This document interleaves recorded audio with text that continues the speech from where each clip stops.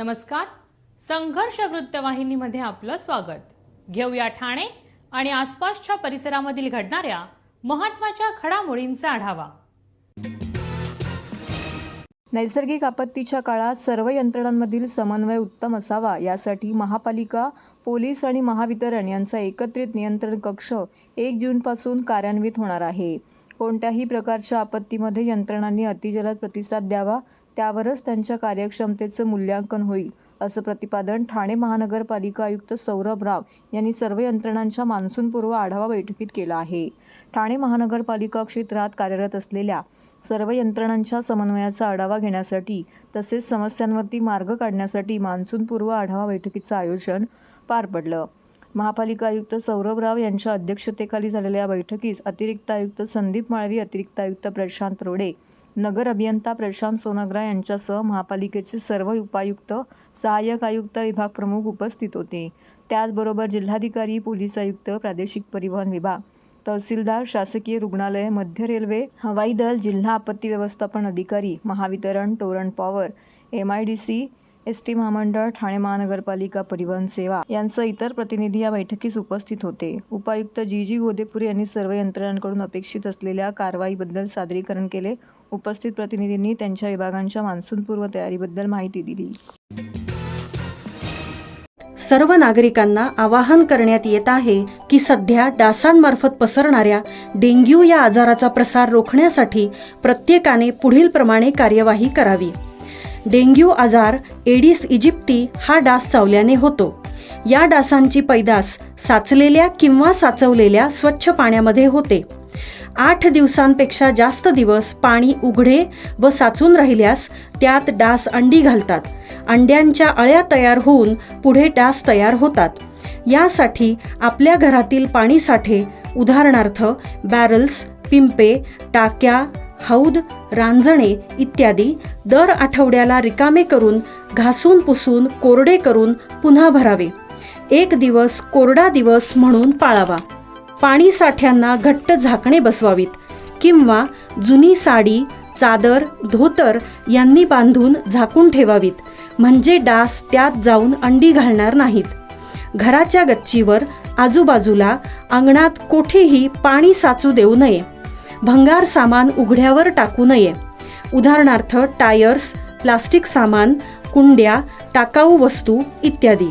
अशा सामानात पावसाचे पाणी साठून त्यात डेंग्यूच्या डासांची पैदास होते. घरातील कूलर्स, फ्रीजच्या पाठीमागील ट्रे हे देखील वेळोवेळी कोरडे करावेत.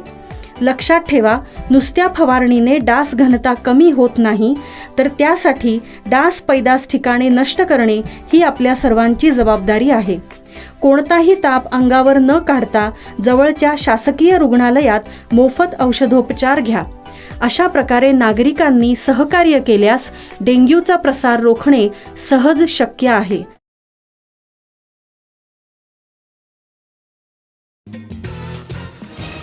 ठाणे महानगरपालिकेत 32% पाणीसाठा, 15 जुलैपर्यंत पुरणार पाणी.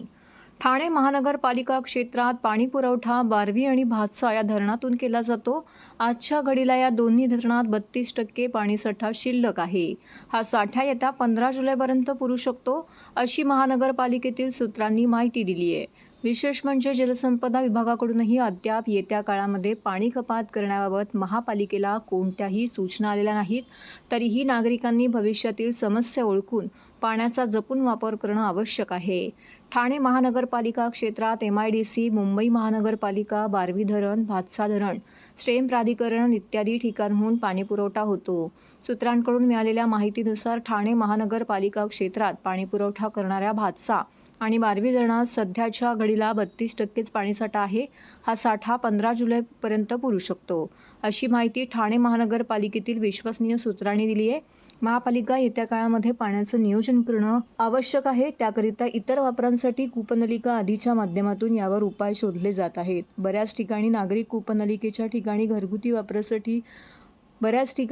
कूपनलिकेच्या पाण्याचा वापर पिण्यासाठी करतात, तर काही ठिकाणी घरगुती वापरासाठी करत असतात. भूगर्भातील पाण्याची पातळी बऱ्याच ठिकाणी चांगली असल्याने पाणी टंचाईच्या काळात कूपनलिकेच्या पाण्याचा वापर बऱ्याच प्रमाणामध्ये होतो. त्याचप्रमाणे ठाणे महानगरपालिकेच्या मालकीच्या इमारती कार्यालयामध्ये यासाठी पिण्याव्यतिरिक्त इतर कारणांसाठी बोरवेलच्या पाण्याचा वापर होतो. महत्त्वाचं म्हणजे महानगरपालिकेच्या उद्यान विभागामार्फत विकसित केलेल्या उद्यानांना कूपनलिकेच्या पाण्याचा वापर होतोय, ज्या ठिकाणी पाणी पुरवठ्याच्या तीव्र अडचणी असतात. अशा ठिकाणी तक्रारी आल्यानंतर सर्वेक्षण करण्यात आलं आहे आणि ठाणे महानगरपालिका हद्दीत सध्या तरी कुठेही पाणी कपात करण्यात आली नाही. विशेष म्हणजे राज्य शासनाच्या जलसंपदा विभागाकडून ही अद्याप तरी ठाणे महानगरपालिकेच्या पाणी पुरवठा विभागाला येत्या काळात पाणी कपात करण्याबाबतची कोणतीही सूचना देण्यात आलेली नाही. बाष्पीभवनामुळे पाण्याची पातळी मोठ्या प्रमाणामध्ये कमी होण्याची शक्यता आहे. मागील वर्षी तरी मोठ्या प्रमाणामध्ये उन्हाळा जाणवला होता. अनेक वेळा तापमानाने 40% पार केला होता. यंदाही तीच परिस्थिती आहे. याचा विचार करता ठाण्यातही पाण्याचं नियोजन करणं आवश्यक आहे. TJSB सौर शक्ती कर्ज गो ग्रीन, करा वीज बिलावर बचत. आकर्षक व्याजदर, 84 महिने परतफेड कालावधी, 80% लोन, व्यावसायिक आणि उद्योजकांकरता सुद्धा. अधिक माहितीसाठी तुमच्या जवळच्या शाखेला भेट द्या किंवा संपर्क साधा. 1800-223-466 आणि 1800-266-3466.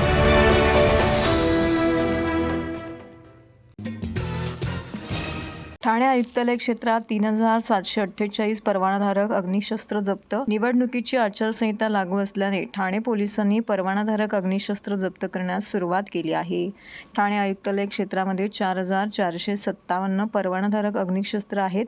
त्यापैकी 3748 अग्निशस्त्र पोलिसांनी जप्त केले आहेत. निवडणुकीची आचारसंहिता लागू असल्याने ठाणे पोलिसांनी परवानाधारक अग्निशस्त्र जप्त करण्यास सुरुवात केली आहे. ठाणे आयुक्तालय क्षेत्रामध्ये 4457 परवानाधारक अग्निशस्त्र आहेत. त्यापैकी 3748 अग्निशस्त्र पोलिसांनी जप्त केले आहेत.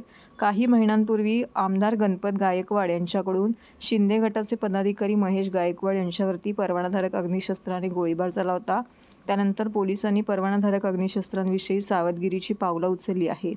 ठाणे जिल्ह्यात कल्याण भिवंडी लोकसभा मतदारसंघ येतो. या मतदारसंघातील बहुतांश भाग ठाणे शहर पोलीस आयुक्तालय क्षेत्रात येतो. ठाणे शहर पोलीस आयुक्तालय क्षेत्रामध्ये ठाणे ते बदलापूर आणि भिवंडी शहराचा भाग येतो. तर या लोकसभा मतदारसंघाचा उर्वरित भाग ठाणे ग्रामीण, मीरा भाईंदर आणि नवी मुंबई क्षेत्रात येतो. निवडणूक आचारसंहितेच्या कालावधीत शस्त्र परवानगीधारकांनी शस्त्रे पोलीस ठाण्यामध्ये जमा करणं बंधनकारक असते. निवडणुकीच्या वेळी अग्निशस्त्राचा वापर करता येत नाही. अग्निशस्त्र वापरणाऱ्यांकडून मतदारांवरती प्रभाव पडणे, धमकावणे किंवा मतदारांना एखाद्या विशिष्ट पक्षाला मतदान करण्यास भाग पाडण्यासाठी याचा वापर केला जाऊ शकतो. त्यामुळे कायदा आणि सुव्यवस्था राखण्यासाठी प्रतिबंधात्मक उपाय म्हणून तसेच निवडणुका निष्पक्ष पार पाडल्या जाव्यात म्हणून पोलिसांकडून ही अग्निशस्त्र जप्त केली जात आहेत. तर हे होतं संघर्ष वृत्तवाहिनीचं आजचं बातमीपत्र. उद्या पुन्हा भेटू याच वेळी याच ठिकाणी ताज्या घडामोडींसह. तोपर्यंत नमस्कार.